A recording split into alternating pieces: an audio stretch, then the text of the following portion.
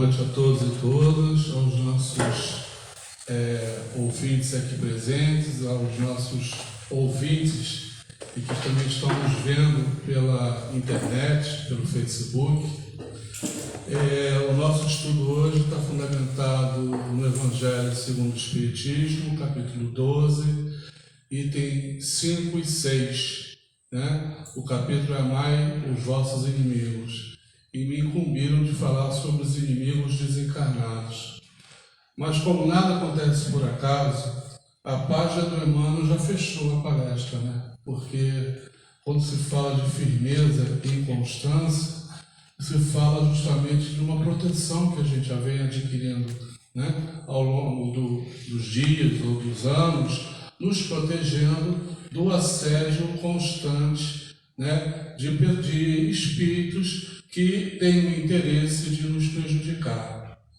Nós somos espíritos milenários, vivemos várias vidas, construímos várias amizades, contudo também construímos vários muros, várias pontes e vários muros. Ou seja, nós não agradamos a todos que nós estivemos em contato.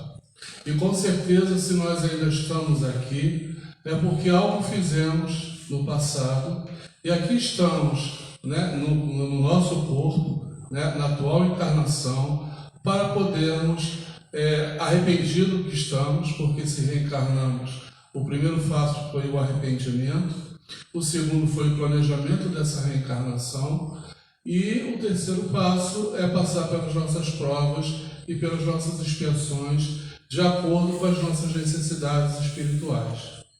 E quando a gente vem passar por essas provas e expiações de acordo com a necessidade, e sabendo que nós possuímos inimigos desencarnados, é muito importante nós mantermos a firmeza do pensamento, mantermos a constância do nosso trabalho. Porque obsessão, e o que seria obsessão para aqueles que não têm o costume de usar esse termo, nunca ouviram falar desse termo? É quando o espírito tem uma influência recorrente e tenaz de forma negativa sobre os nossos pensamentos, sobre as nossas ações e até sobre o nosso corpo. Existem 3 tipos de obsessão. A simples, essa obsessão simples, todos nós somos assediados, é aquele pensamentozinho negativo que de vez em quando vem à nossa mente e nós vamos rechaçá-lo ou não, dependendo da situação em que estivermos. E temos a fascinação, onde esse pensamento negativo ele já toma uma proporção maior em nossa mente e já começa a ter um certo controle, e temos a subjugação, antigamente falava-se em possessão, onde esse espírito já consegue ter uma influência tamanha sobre a nossa mente que ele toma conta. Não é que ele entre no nosso corpo, mas uma influência de perispírito para perispírito, ele toma conta da nossa mente, do nosso comando mental, psíquico, E também isso acaba tendo uma repercussão no nosso corpo. Mas isso tudo acontece não por culpa deles, Não é por culpa dos espíritos que nós sofremos as obsessões, que nós sofremos os tormentos. E vale a pena falar que é muito tênue a linha que separa a doença mental do processo obsessivo. O dia que a medicina, e estamos caminhando para isso, Hoje a gente já consegue falar de saúde, espiritualidade em várias universidades no mundo e no Brasil. O maior expertise em saúde e espiritualidade no mundo é brasileiro, Ele saiu da Associação Médico Espírita de São Paulo, foi lá que ele foi criado, e hoje, dentre tantos autores que falam de saúde e espiritualidade no mundo inteiro, nós temos um brasileiro que é o mais procurado em termos de pesquisa. Hoje ele trabalha junto com o Alexander Moreira na Universidade Federal de Juiz de Fora, e ele tem vários trabalhos.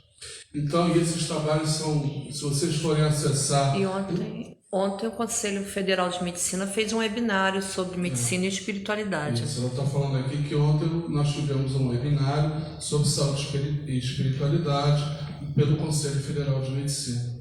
Então isso tem avançado, quer dizer, se falar de saúde e espiritualidade, a Sociedade Brasileira de Psiquiatria já tem um departamento de saúde e espiritualidade, a Sociedade Brasileira de Medicina de Família e Comunidade já tem um departamento de saúde e espiritualidade, a Sociedade Brasileira de Cardiologia já tem um departamento de saúde e espiritualidade. E assim outras sociedades estão seguindo na mesma direção, porque passou-se a entender a importância da espiritualidade na nossa vida, no nosso cotidiano. Mas enquanto falamos de espiritualidade, não falamos ainda de religião, né? Estamos falando de um sentimento que transcende a matéria, de uma crença em algo que seja além da matéria e que nos dá suporte. Então, para que nós tenhamos uma influência negativa, sejamos realmente perturbados por esses inimigos espirituais que ficam à nossa espreita. E é preciso também entender, o inimigo de hoje foi a vítima de ontem.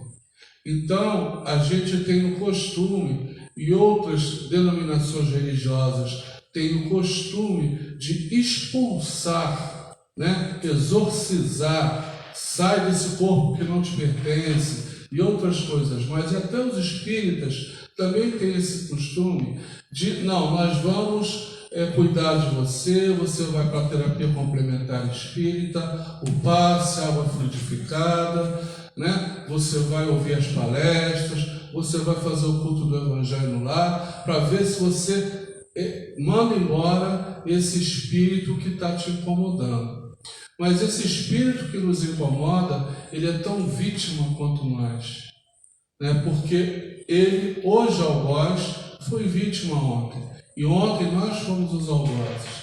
E uma vez que ele esteja conosco, à espreita, preparado para nos influenciar nossa mente de forma negativa, influenciar nossa mente para que venhamos a adoecer, desenvolver um quadro depressivo, um quadro ansioso, um quadro psicótico, ou até nos induzir ao suicídio, esses espíritos eles ficam ali à espreita.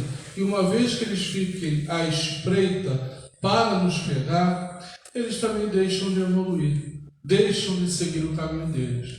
Então, eles também são sofredores, eles também sofrem.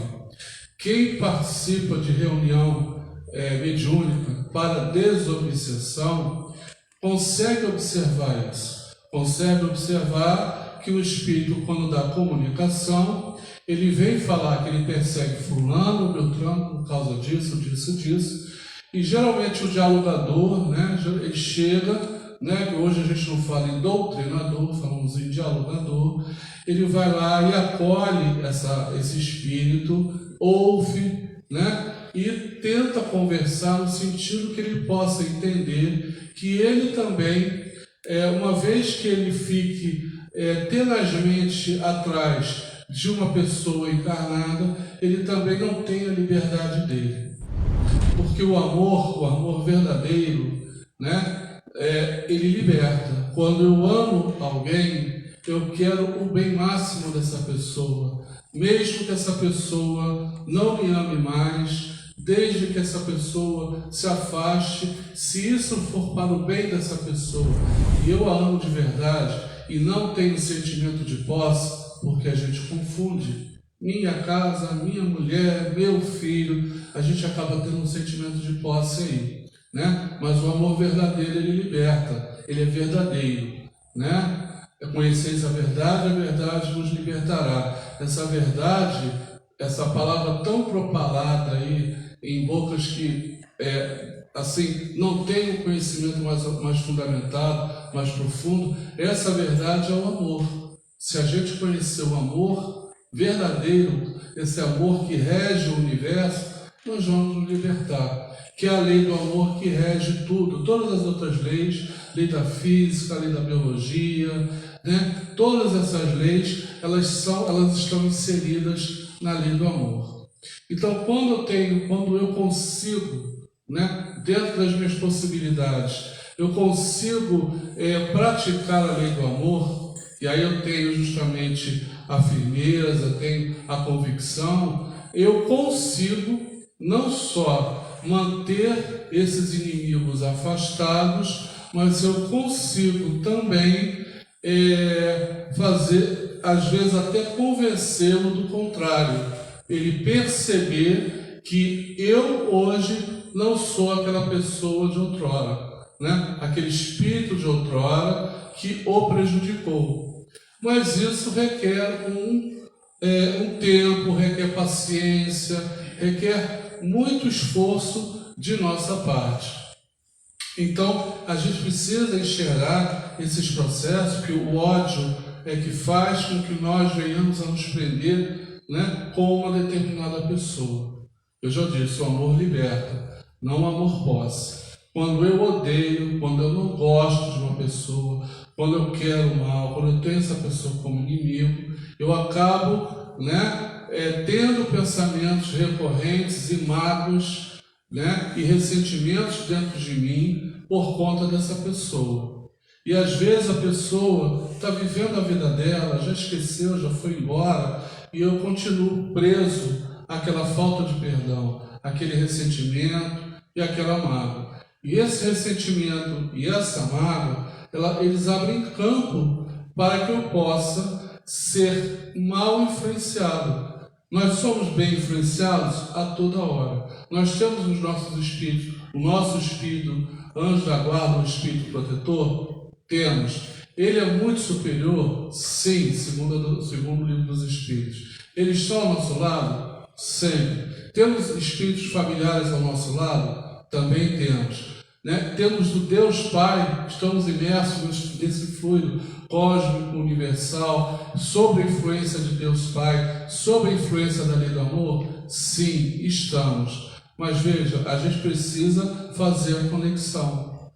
A gente precisa, o nosso Wi-Fizinho precisa estar conectado com esses espíritos e com essa lei maior do amor e com Deus, para que a gente possa ser beneficiado, para que nós possamos ser ajudados, porque caso contrário, se eu não tiver firmeza de pensamento, não tiver constância no meu trabalho no bem, eu vou abrir precedentes para que esses irmãos acabem por me influenciar. E também, como nada acontece por acaso, essa semana eu atendi 3 espíritas, né, de casas diferentes, vindos do Rio de Janeiro, com a mesma situação, pessoas idosas, né, que vieram para Miguel Pereira, porque Miguel Pereira, eles raciocinaram que iriam sair do burburinho do Rio de Janeiro, né, das aglomerações, foram para os seus respectivos sítios e estão muito bem instalados aqui em Miguel Pereira. Só que tem um fato, eles estão afastados das suas respectivas casas espíritas há mais de um ano. E aí, há mais de um ano, afastado da casa espírita e com os problemas cotidianos do dia a dia, né? E quando nós viemos à casa espírita, nós recarregamos as nossas, né, baterias psíquicas, espirituais, né? Lógico que quem está assistindo também uma palestra, está lendo um livro, está fazendo um culto do Evangelho lá, também está fazendo essa recarga psíquica.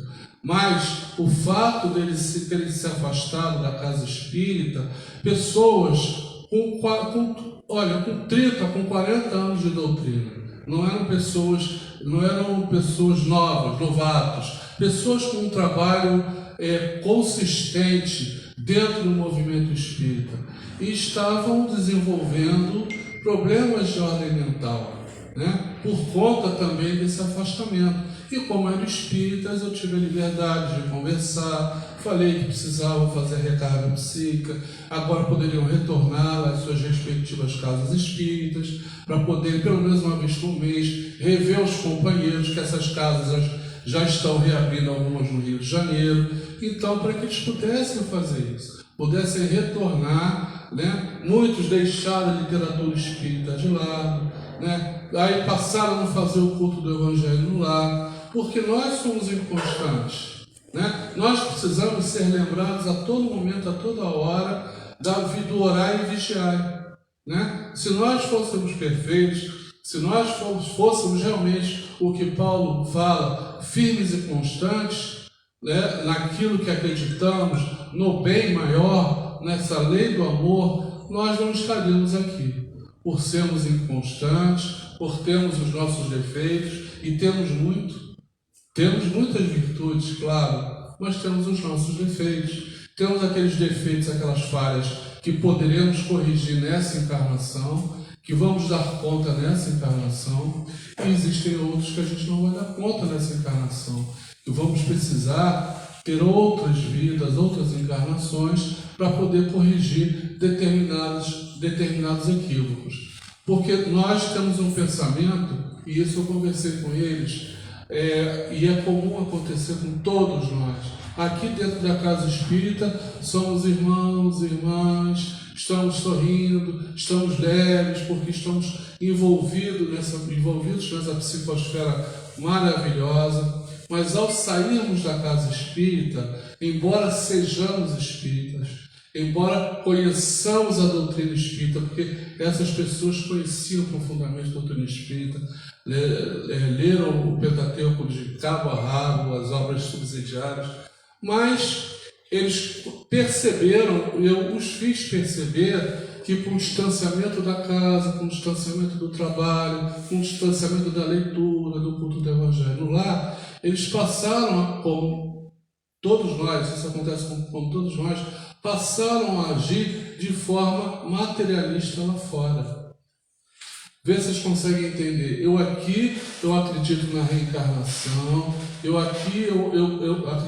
eu sei da reencarnação, eu sei da imortalidade da alma, eu sei que tem um Deus misericordioso, Pai misericordioso, que vela por mim, eu sei que eu tenho um Espírito protetor, eu sei disso tudo. Então, eu sei aqui dentro que as tribulações, as vicissitudes, que os meus problemas, né, eu tendo calma, tendo paciência, resolvendo um dia de cada vez, aquela palavrinha no Chico, que tudo passa, eu tendo a firmeza e a constância no meu pensamento, eu vou conseguir resolver essa tribulação. Aqui na casa espírita a gente tem esse pensamento, só que lá fora não.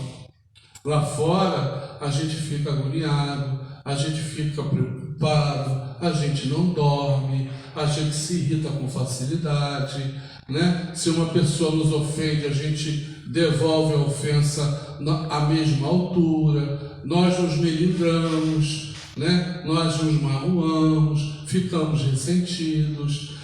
Se um ente desencarna, é claro que a falta física de um ente que partiu, que foi para o plano extrafísico, isso é muito doloroso para a gente. Não há de se negar que a falta física é muito dolorosa, né? Mas o entendimento da doutrina espírita nos consola, pelo menos dizendo assim, um dia eu hei de encontrá-la ou encontrá-lo, vou ter boas lembranças, não vou ficar num pensamento fixo com relação a essas situações, mas lá fora não. Lá fora o que acontece, e o que aconteceu com um desses companheiros, é que ficou atrelado. Eu falei, você botou 2 grilhões em suas pernas e você está lá na cova. Você ainda não saiu da cova desses entes queridos, né? Você continua lá preso dentro da cova. Aí eu fiz uma analogia. O que você faria se uma pessoa, ou o que vocês fariam se uma pessoa, todo mundo tem Wi-Fi, todo mundo tem WhatsApp, ligasse ininterruptamente, mandasse mensagem ininterruptamente para cada um de vocês, a cada minuto, a cada instante, isso todos os dias? A pessoa me respondeu, eu deletava essa pessoa, eu bloqueava. Eu falei, então imagina como esse espírito amigo, amoroso, deve estar sofrendo com você, tentando conectar toda hora esse Wi-Fi, né? Provavelmente ele vai ter a mesma reação, ou a espiritualidade maior vai protegê-lo e bloquear também esses pensamentos, né? Nós agimos assim lá fora, e é muito comum. A gente precisa essa firmeza e essa constância de que Paulo fala, não é só aqui dentro da casa espírita, é tentar fazer o melhor lá fora, tentar fazer o melhor porque não somos perfeitos. Porque uma vez que a gente venha fazer o melhor lá fora, a gente fica menos suscetível a uma influenciação negativa mais pertinaz, né? Ou seja, favorecemos menos os espíritos a nos fascinarem, a nos subjugarem, entendendo novamente que as obsessões simples elas acontecem o tempo todo. Então, por isso que eu falei que essa passagem de Paulo e a interpretação do Emmanuel, ela encaixou, porque ela veio justamente fechar a nossa questão, firmeza e constância. E como nós somos inconstantes e não somos firmes, nós ficamos suscetíveis. Então, quanto mais firmes, quanto mais constantes nós estivermos mentalmente, conseguimos nos conectar melhor com esses bons espíritos que nos acompanham, menor a probabilidade da gente cair nesse alçapão e acabar adoecendo por influência espiritual, tanto do ponto de vista físico quanto do ponto de vista mental. Uma vez perguntaram numa entrevista para uma pessoa religiosa, para um líder espiritual, né, de uma outra denominação religiosa e que teve um quadro depressivo muito sério, muito sério. E aí o entrevistador veio perguntar para essa pessoa: mas aonde estava Deus nesse momento em que você estava pensando em suicídio? Nossa, um líder espiritual de uma outra denominação religiosa pensar em suicídio? Gente, espírita pensa em suicídio, espírita fuma, espírita bebe, tem espírita que se droga, né? Porque não é fácil, né? A gente sabe pelo livro dos espíritos, né, que não existe arrastamento irredutível, né? A gente pode, né, tentar melhorar e sair do vício, mas que existe, a gente não pode negar isso, né? Que são pessoas que às vezes estão dentro do movimento espírita e estão ali se equilibrando para acabar não caindo. Então, essa pessoa respondeu com muita calma, com muita firmeza e brandura. Ele disse: Deus sempre esteve no mesmo lugar, eu é que não estava conectado com Ele. Então, quando os reveses, quando as coisas acontecem com a gente, né, as tribulações, elas podem vir de fora, mas a maneira que eu encarar isso é que vai ser o divisor de águas, né? A Marcinha pode falar alguma coisa para mim e eu me sentir melindrado, melindrado, né? Então, na verdade, não foi a Marcinha que me melindrou, fui eu que me deixei melindrar por aquilo que ela falou. Fui eu que abri a brecha.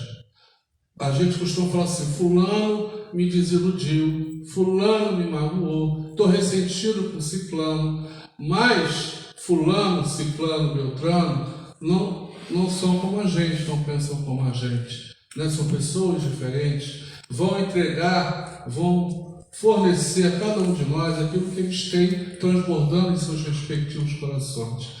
Agora, quem vai ficar magoado sou eu, né? Não, mas me falou uma coisa horrorosa. E aí, o que você fez com isso? Eu fiquei magoado, você abriu a porta. É o que o Chico sempre falava: eu não posso proibir que os urubus voem sobre a minha cabeça, mas eu posso impedir que eles pousem na minha mente ou no meu coração.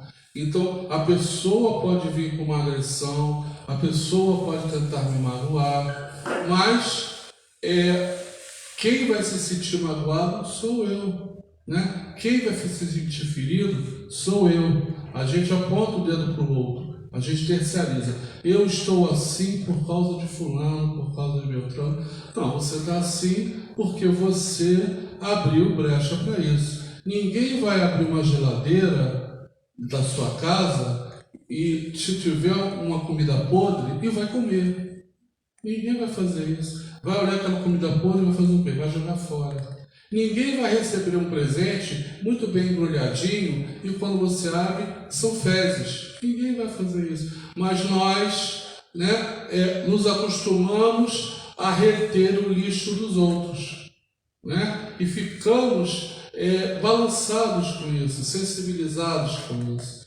E essa sensibilização baixa o nosso nível vibratório, é claro, e aí abrem as brechas para esses inimigos, para esses obsessores chegarem mais perto. E aí eles vão dizer assim, isso, fica magoado, fulano não presta mesmo, você tem que descontar, você tem que fazer alguma coisa, você tem que tomar alguma atitude. Isso fica na nossa cabeça. Né? A pessoa chega para a gente e fala, poxa, o meu pensamento, a minha cabeça fica martelando, eu tenho que tomar uma atitude contra fulano, contra Beltrano, né? E aí confunde-se o meu pensamento, o meu pesar com a influência externa desses espíritos, porque a minha anteninha captou, né? Está em baixa vibração e eu estou me desconectando do meu espírito protetor e dos meus espíritos benfazejos familiares que estão à minha volta, porque eles ficam ali, eles ficam,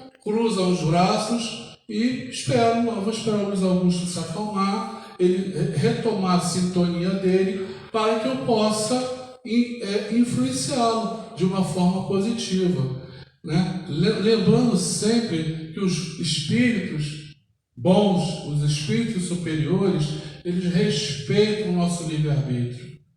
Então, de forma alguma, eles vão invadir a nossa mente, ficar brigando com o obsessor, né? Eles não vão fazer isso, mas eles podem nos induzir.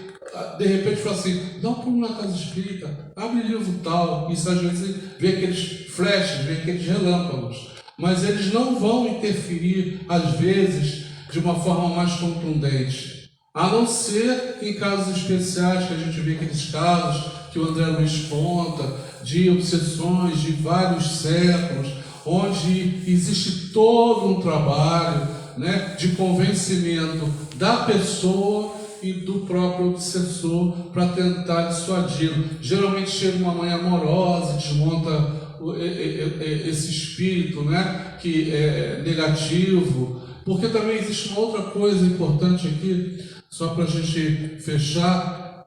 Nós estamos no planeta Terra, um planeta de provas e expiações em processo de transição, mas é um planeta de provas e expiações, o que significa que não existe, a não ser Jesus Cristo, não existiu ou não existe nenhum espírito encarnado completamente bom sem uma nódoazinha. Como também não existe um espírito completamente mau sem uma nódoazinha de bondade, né? Porque isso é a condição do planeta, isso é a condição do nosso planeta, né? Por mais que a pessoa faça coisas, cometa atrocidades, né?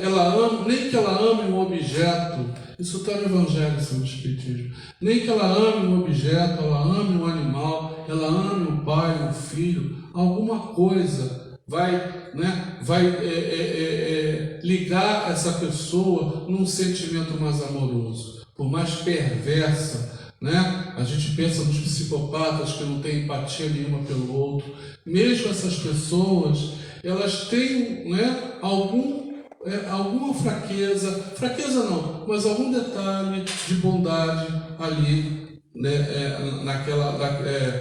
com ela, né? Então a gente precisa pensar nisso. A gente vai pensar, hoje eu estou sendo influenciado por um espírito que talvez eu tenha machucado no passado. Então é o auto-perdão, é pedir perdão a esses espíritos, né? Divaldo conta no livro, conta no filme lá da Joana de Anjos, que ele foi obsediado por 400 anos por um espírito, né? E que aquele espírito resolveu não mais influenciá-lo de forma negativa, quando o Divaldo recebeu nos braços uma criança que foi jogada na rua, né? E recebeu nos braços, acolheu como filho, filha. E aí aquele espírito reconheceu que o Divaldo tinha acolhido a sua mãezinha numa encarnação de outrora. E naquele momento aquele espírito se sensibilizou e falou para o Divaldo: não, Divaldo, então agora, né,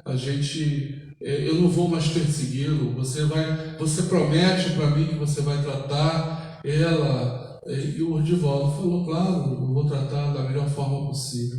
E esse espírito acabou, né, sendo convencido, mas isso não foi de uma encarnação, isso foram várias encarnações, porque os processos de perseguição, eles não se dão somente no plano físico. Eu desencarno e continuo. Por isso que é aquele ditado, né? Morreu a cobra, morreu o veneno. Não, morreu a cobra e não morreu o veneno. A gente só não vai ver a cobra, mas ela vai continuar existindo. Então, Jesus também nos refere e nos aconselha a nós tentarmos nos reconciliarmos com os nossos desafetos enquanto estivermos na Terra. Ele falou isso à toa? Não falou isso à toa. Em vez de você colocar alguma coisa no altar, você se reconcilia com o teu inimigo.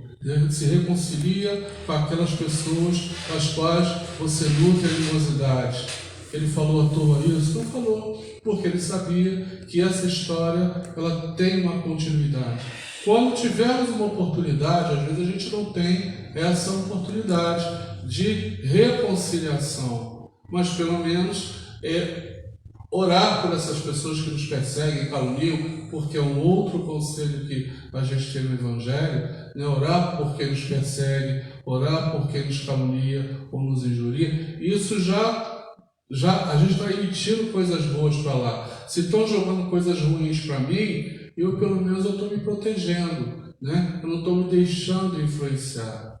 Então a gente precisa pensar que nós não estamos sozinhos aqui no planeta Terra encarnados. Nós temos ao nosso lado muitos amigos espirituais e o nosso protetor, né, que em nome de Jesus nos guarda pacientemente, nos tolera, mas se nós não tivermos firmeza e constância naquilo que fizermos, propomos a fazer, não só na casa espírita, mas sermos verdadeiramente espíritas lá fora, nós vamos estar sujeitos sim a esses processos mais intensos, e isso vai acabar nos prejudicando, como eu disse, do ponto de vista mental e físico. Então, tem solução? Tem solução, né? A solução é a terapêutica complementar espírita, muitas das vezes é um acompanhamento psicológico, psiquiátrico ou clínico, e encarar não como adversário, mas também como outro sofredor que nem eu, e pedir a Deus por ele também, tentar fazer essa reconciliação.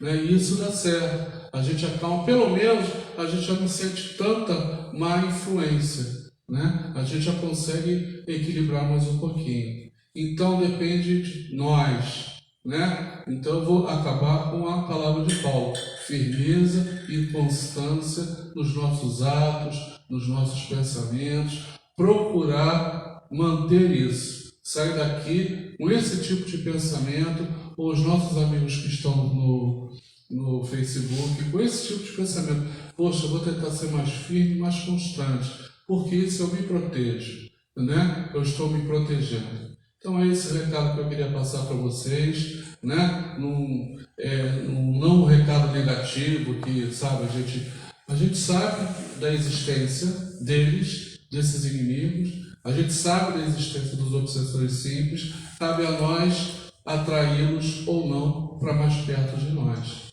Depende da nossa firmeza e da nossa constância naquilo que fizermos, né? No bem. Gente, fiquem com Deus. E também fiquem com Deus os nossos internautas aí, e vamos seguir em frente. Um abraço.